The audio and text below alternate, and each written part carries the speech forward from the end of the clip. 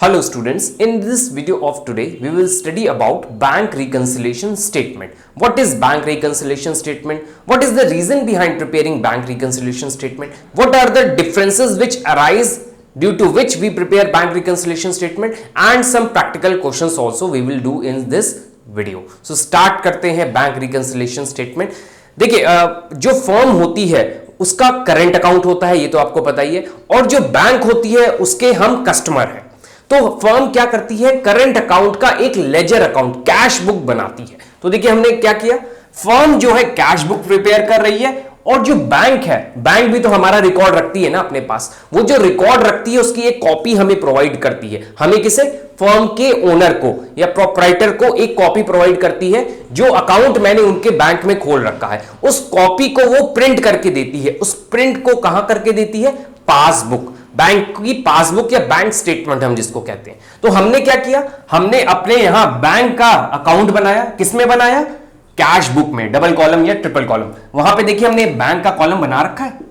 इसी तरह बैंक क्या कर रहा है, मेरा हम जैसे पैसा डिपॉजिट कर रहे हैं तो बैंक भी तो कुछ रिकॉर्ड रख रहा होगा। वो रिकॉर्ड कहां रख रहा है, पासबुक के अंदर। तो अब हमें पता चल गया कि दो चीजें हैं, एक तो हम जो अकाउंट बना रहे हैं मतलब ये फर्म का है, फर्म ने कैश बुक के अंदर बैंक का कॉलम बनाया, और ये कौन बनाता है, बैंक। इसका प्रिंट हमें बैंक दे देता है। अच्छा, जितने भी ट्रांजैक्शंस होंगे हम रिकॉर्ड करेंगे और बैंक भी रिकॉर्ड करेगा। सपोज 5000 मैंने डिपॉजिट किया बैंक में, तो यहां 5000 ऐड करेंगे हम। इसी तरह बैंक क्या करेगा, मेरे अकाउंट में 5000 क्रेडिट कर देगा। तो ये देखिए यहां पे भी वो रिकॉर्ड हो रहा है और बैंक भी रिकॉर्ड कर रहा है अपने यहां। अगर मैंने अपनी जगह 5000 अपने यहां बैंक कॉलम में अपने बैंक कैश बुक के बैंक कॉलम में हमने 5000 लिखा है, मतलब डिपॉजिट किया है, तो बैंक में भी आना चाहिए। अगर नहीं आता है तो हमें एक स्टेटमेंट बनाना पड़ता है which is bank reconciliation statement. चलिए एक और एग्जांपल समझाते हैं। सपोज मैंने बैंक चार्जेस दिए, बैंक ने एसएमएस चार्जेस कट किए, तो वो मेरे अकाउंट में बैंक चार्जेस के 500 सपोज कट कर लेगा। हमने देखा कि मेरे यहां कोई भी डिडक्शन नहीं है। जब बैंक की स्टेटमेंट, बैंक ने जब ये पासबुक प्रिंट की तो हमें उसमें लिख कर आया कि बैंक चार्जेस आपके 500 डिडक्ट हो चुके हैं। तो हमने देखा 500 डिडक्ट हुए, तो हमको भी तो डिडक्ट करना होगा ना, नहीं तो रीजन क्या होगा, डिफरेंस हो जाएगा। देखिए इधर 500 यहां नहीं है, लेकिन यहां पे देखिए 500 दिख रहा है, तो डिफरेंस अराइज हो जाएगा। इस डिफरेंस को ओवरकम करने के लिए हमें क्या बनाना पड़ता है, bank reconciliation statement. I think आपको समझ में आ गया होगा कि क्यों बैंक रिकंसिलिएशन स्टेटमेंट बनाया जा रहा है। अब आते हैं what is bank reconciliation statement. देखिए बैंक रिकंसिलिएशन स्टेटमेंट की डेफिनेशन लिख रखी है, फिर हम आपको बताएंगे कि डेफिनेशन से कि what is bank reconciliation statement along with format also. तो ये आई थिंक आपको कॉन्सेप्ट समझ में आ गया होगा कि कैश बुक जो हम लोग बनाते हैं उसमें बैंक कॉलम का जो भी ट्रांजैक्शन होगा वो वहां पे भी रिकॉर्ड होगा। अगर वहां रिकॉर्ड नहीं हुआ है, यहां रिकॉर्ड हुआ, या फिर वहां रिकॉर्ड हुआ है तो यहां नहीं रिकॉर्ड हुआ है, तो इसको टैली करवाने के लिए, क्योंकि बैंक का कॉलम, बैंक में अगर 5000 है तो हमने भी तो रिकॉर्ड किया होगा ना 5000 कहीं पर। अगर नहीं हुआ है रिकॉर्ड तो इसको रिकंसाइल करने के लिए बैंक रिकंसिलिएशन स्टेटमेंट बनाना पड़ेगा। कैसे बनता है वो अभी हम आपको बताएंगे। चलिए पहले डेफिनेशन देखते हैं। ऑफिशियल डेफिनेशन क्या है बैंक रिकंसिलिएशन स्टेटमेंट की। Bank reconciliation statement is a statement prepared mainly to reconcile. लिखे वर्ड आ गया ना, रिकंसाइल। अगर वहां 500 है तो यहां पे भी 500 होना चाहिए, नहीं है तो कोई डिफरेंस है, उस डिफरेंस को रिकंसाइल करने के लिए हम क्या बनाते हैं, बैंक रिकंसिलिएशन स्टेटमेंट। हम बनाएंगे अकाउंट, एक रिकंसिलिएशन स्टेटमेंट बनाएंगे, उसमें सही कर देंगे जो चीज गलत हुई है। तो चलिए स्टार्ट करते हैं। Is a statement prepared mainly to reconcile the difference between bank balance shown by the cash book. Bank के बैलेंस में कुछ यहां बैलेंस आएगा हमारा, shown by the cash book, and bank passbook, bank की पासबुक में भी कुछ बैलेंस आएगा। दोनों में अगर डिफरेंस आता है तो इस डिफरेंस को ओवरकम करने के लिए, सपोज यहां डिफरेंस आया 5000 और यहां डिफरेंस आ रहा है हमारा 4000। हो सकता है कुछ एंट्रीज जो है वहां रिकॉर्ड हो गई हो, यहां ना हुई हो, यहां नहीं हुई हो, वहां हो गई हो। तो इसको रिकंसाइल करने के लिए, दोनों को 5000 बनाने के लिए हम क्या प्रिपेयर करेंगे, बैंक रिकंसिलिएशन स्टेटमेंट। यही डेफिनेशन ऑफिशियल है। अब आते हैं कि रीजन क्या है, कौन कौन से ऐसे रीजन है जिसकी वजह से डिफरेंसेस अराइज होंगे। अभी हम आपको बताने जा रहे हैं causes of difference in cash book and passbook. क्या रीजन है जिसमें कैश बुक और पासबुक में डिफरेंसेस अराइज हो जाता है। कैश बुक मतलब जो हम बना रहे हैं, पासबुक जो बैंक में प्रिंट होके आ रही है, तो दोनों में डिफरेंस अराइज हो रहे हैं ना। तो डिफरेंस होने का रीजन क्या है वो हम दो पार्ट्स में डिवाइड करेंगे और एक एक पार्ट के अंदर डिटेल में स्टडी करेंगे। तो रीजन क्या हो सकता है, difference cause by time gap in recording transaction, time gap की वजह से, मतलब हमने रिकॉर्ड कर लिया लेकिन बैंक रिकॉर्ड अभी तक नहीं कर पाया, तो इसकी वजह से डिफरेंस राइज हो जाएगा ना। अगर हमने 500 प्लस किया है, बैंक नहीं कर पाया, तो टाइम गैप आ गया ना। इस टाइम गैप की वजह से बहुत सारे एरर, बहुत सारे डिफरेंसेस अराइज होते हैं, उसको हम देखेंगे। फिर दूसरा क्या हो सकता है, difference cause by error in recording transaction.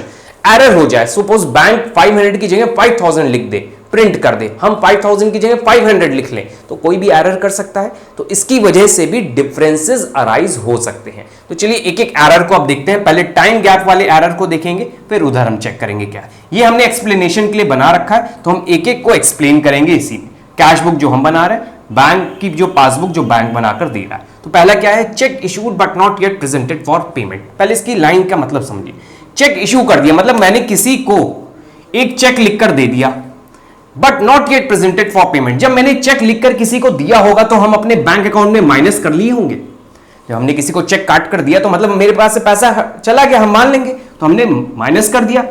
लेकिन बैंक में क्या हुआ है, not yet presented for payment, मतलब बैंक में अभी तक वो पैसा नहीं निकला, हमें दिख गया नहीं निकला है, तो अब यहां माइनस किया था, अब आप क्या कर लेंगे सही करने के लिए, प्लस। फिर से एक बार बता रहे, चेक मैंने इशू किया किसी को, ए को मैंने चेक इशू किया 5000 का, और हमने जब चेक इशू किया तो हम अपने यहां कैश बुक में माइनस कर लेंगे बैंक कॉलम में कि 5000 का चेक चला गया, पैसा चला गया। लेकिन उसने पेमेंट के लिए कलेक्ट ही नहीं किया, बैंक में वो चेक लगाया ही नहीं लगाया, तो मेरे बैंक में तो कोई पैसा नहीं कटा। अब हम सही करेंगे, रिकंसाइल करेंगे, तो यहां माइनस किया था, सही करने के लिए क्या कर देंगे, प्लस। सिंपल सा था। नेक्स्ट आते हैं, cheque paid into the bank but not yet credited. एक चेक था मेरे पास 500 रुपीज का, उसको मैंने बैंक में लगा दिया जाकर कि बैंक मेरे अकाउंट में ट्रांसफर कर देगा। जब हमने बैंक में लगाया होगा तो हमने प्लस कर लिया होगा उसको, जब हमने उसको चेक को बैंक में लगाया होगा तो हमने बैंक अकाउंट में अपने 500 प्लस कर लिया होगा।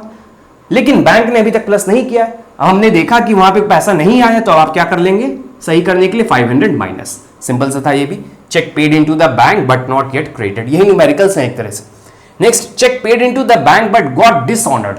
मैंने एक चेक बैंक में दिया 500 रुपीज का, तो हमने क्या कर लिया होगा, प्लस कर लिया होगा 500 अपने बैंक अकाउंट में कैश बुक के, लेकिन बैंक ने उसको डिसऑनर कर दिया, मतलब कि पैसा नहीं मिलेगा। तो क्या बैंक अकाउंट में पैसा आया होगा, नहीं आया होगा, लेकिन आप प्लस कर रखे हैं पहले से, तो अब इसको सही करने के लिए क्या करेंगे, minus.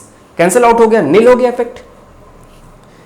Interest allowed by bank, मेरा बैंक में अकाउंट है, पैसा रखा हुआ है उसमें, सेविंग अकाउंट से अगर सपोज, तो उसमें बैंक इंटरेस्ट देती है ना, अर्निंग होती रहती है। तो हमने बैंक की पासबुक उठाई तो वहां देखा कि 500 बैंक ने मुझे दिया है, पैसा दिया है 500, लेकिन हमने कहीं नहीं नोट कर रखा है।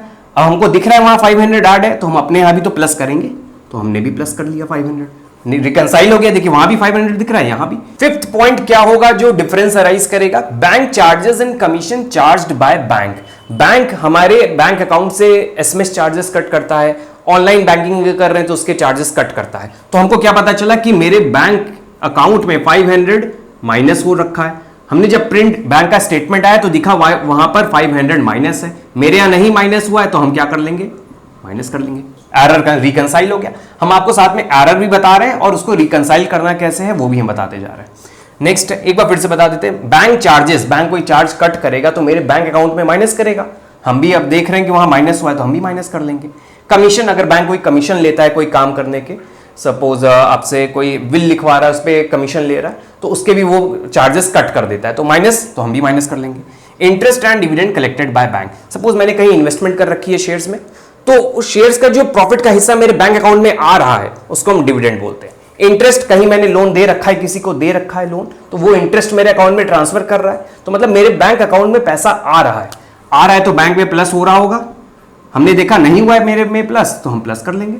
सिंपल सा है। Direct payment made by bank on behalf of customer, bank customers जो होते हैं, सपोज मेरा बिजनेस है, हमने एक स्टैंडिंग इंस्ट्रक्शन दे रखा है बैंक को कि इस दिन इतना पैसा उनके यहां ट्रांसफर कर दीजिए, तो बैंक ने क्या किया, उस दिन उतना पैसा ट्रांसफर कर दिया किसी के बैंक अकाउंट में। तो ये देखिए वही चीज है, direct payment made by bank, bank ने ट्रांसफर किया मेरे बिहाफ पे, तो ट्रांसफर करेगा तो वो माइनस करेगा। सपोज 5000 किसी को देना है तो दे दिया होगा उस दिन, तो वो माइनस कर देगा। हम देखें कि मेरे यहां माइनस नहीं हुआ है तो हम भी क्या कर लेंगे, माइनस कर लेंगे।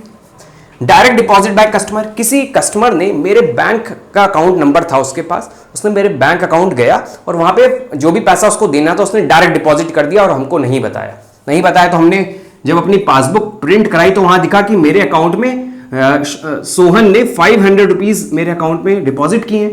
हमको दिख रहा है डिपॉजिट हुआ है, तो हम भी अब क्या कर लेंगे रिकंसाइल करने के लिए प्लस कर लेंगे। तो ये तो कुछ एरर हो गए बिकॉज ऑफ टाइम गैप। अब हम कुछ एरर पढ़ेंगे जो रिकॉर्डिंग के समय हो जाते हैं, मतलब हमने कुछ गलतियां कर दी या बैंक ने रिकॉर्ड करते समय कुछ गलती कर दी। तो इसमें कितने टाइप्स के एरर हो सकते हैं? एरर बाय प्रोपराइटर या ओनर, जो ओनर रिकॉर्ड करते समय कर दे या बैंक कर दे। तो इसमें दो तरीके एरर अराइज होंगे। सपोज ओनर ने एक बैंक में चेक दिया कि 500 का चेक वहां पर चला जाए, मेरे बैंक अकाउंट में आ जाए उसका पैसा, तो हमें बैंक में दिख रहा है 500, हम रिकॉर्ड करना ही भूल गए तो हमने एरर कर दिया। तो अब हम सही करने के लिए क्या कर लेंगे 500 ऐड कर लेंगे। तो ऐसे बैंक भी कर सकता है। मैंने सपोज बैंक को 500 रुपीज का चेक दिया रिकॉर्ड करने के लिए, तो हमने क्या कर लिया 500 प्लस कर लिया, लेकिन बैंक करना भूल गया तो बैंक से एरर हो गया। तो इस तरीके के एरर अराइज होंगे, यही न्यूमेरिकल बनेंगे। अभी तक मैंने देख लिया कि क्या रीजन हो सकते हैं बैंक की पासबुक और हमारा बैंक कैश बुक का बैंक कॉलम में डिफरेंस क्यों अराइज हो रहा है। तो ये कुछ रीजंस थे जो हमने देखे। अब नेक्स्ट वीडियो में हमने जो अभी आपको सिखाया कि प्लस कर देंगे माइनस कर देंगे, उसका पूरा प्रोसीजर बताएंगे कि किस तरह आपको बैंक रिकंसिलिएशन स्टेटमेंट प्रिपेयर करना है, along with practical question also.